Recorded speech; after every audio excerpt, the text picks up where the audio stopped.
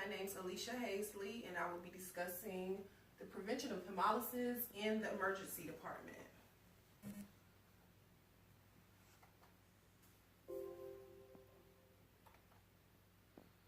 So the problem with hemolysis in the ER is that we're having a higher volume of patients that need blood to be recollected. Because of this, we have delay of care, additional pain to the patients, and increased length of stay. I've also noticed that we have lack of protocols and guidelines for blood draws in the ER. So does anyone know what hemolysis is? Crossing typing? Close. Anybody else? The rupture or destruction of normal red blood cells. All right. So when you draw blood, whether it be butterfly or IV, the blood has to come out of the vein a certain way and into the tube. If it doesn't come out correctly, it causes hemolysis, which is rupture of the blood cells, which can cause inaccurate results.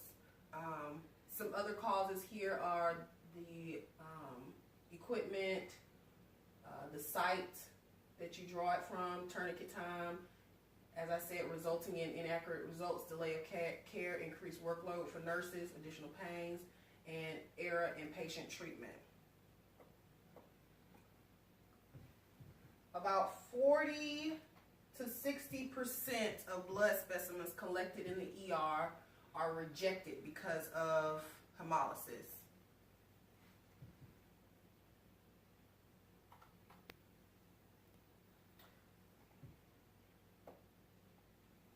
With increased visits in the ER, dependable lab results are needed for better treatment for the patients. Recollection of blood can result in some life-threatening situations. Proper change is essential to prevent further patient complications.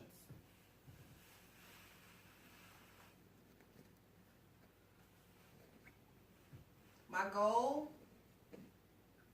global aim is to reduce the hemolysis rate in the emergency department. I expect by working on this problem, we will improve awareness to staff.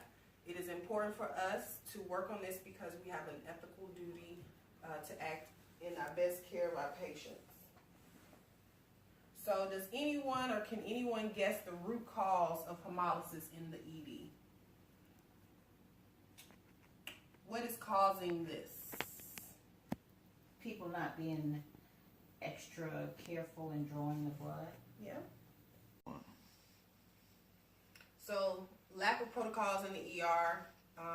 The ER lacks information and appropriate methods for preferred draws for blood in the ER. Staff is also not educated well enough is another cause. Also, prolonged tourniquet time. So when you put the tourniquet on the arm, if you leave it on longer than a minute, studies show that hemoconcentration can cause false elevations in potassiums, glucose levels, and cholesterol readings. So they ask that you don't leave the tourniquet on longer than a minute. Vacuum and aspiration techniques. So with IVs, some people already have IVs in their arms.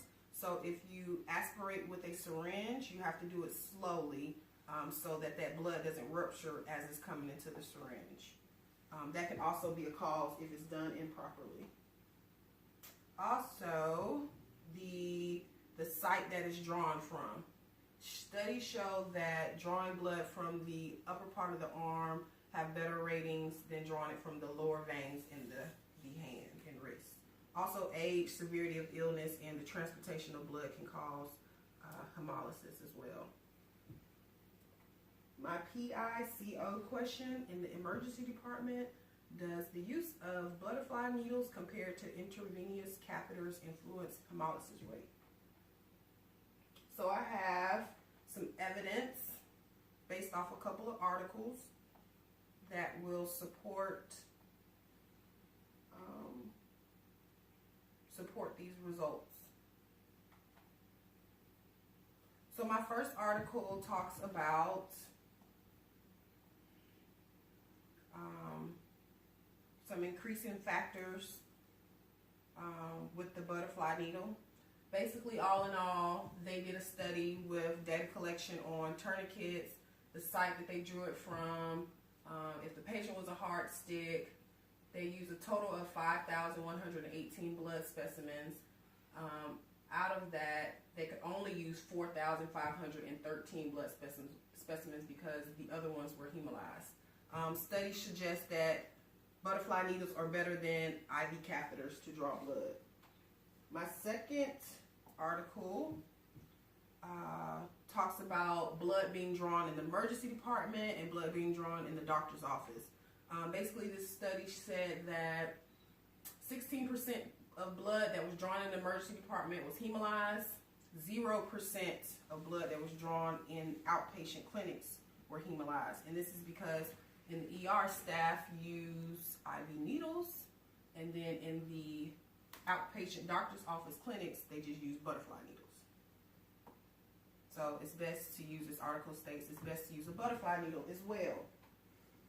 My next article discusses manual aspiration and the vacuum suction containers for IV catheters. And studies show slow aspiration compared to vacuum force are appropriate to reduce negative pressure on the vein. And also this article states that butterfly needles are better. So how will change occur?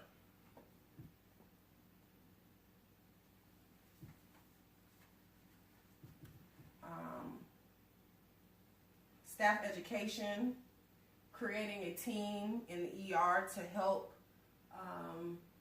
with the data collection, assessing hemolysis rates monthly for reduction, collaborating with the supply team in the ER to make sure that we have the right equipment. Communication is also key. In order for change to occur, we must acknowledge that a problem is present. Recognition of the need for change will reduce the initial resistance and mindset projected by healthcare providers. So my recommendation is to use butterfly needles. Butterfly needles will reduce additional pain to patients. We'll get the first initial blood draw with the accurate results. We won't mess up and do the incorrect treatment based off of incorrect blood. Based off of blood results because it's hemolyzed. So I recommend that we use butterfly needles.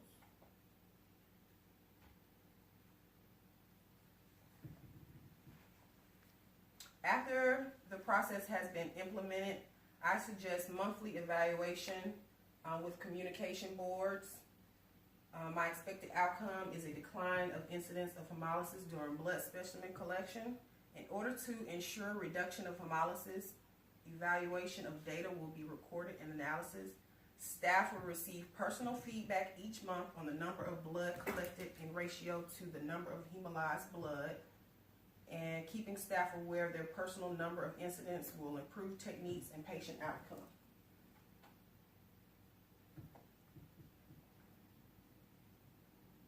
So, hemolysis will always remain a major issue in the ER. If these issues continue, patients are put at jeopardy, and delay of care, increased patient stay, and additional pain. It's always easier to do things your way, but taking the needed steps by using a butterfly needle, decreasing tourniquet times, and correct sites will improve patient outcomes and efficiency. Any questions? I think that's very informative, and that probably would be a good suggestion, is to use the butterflies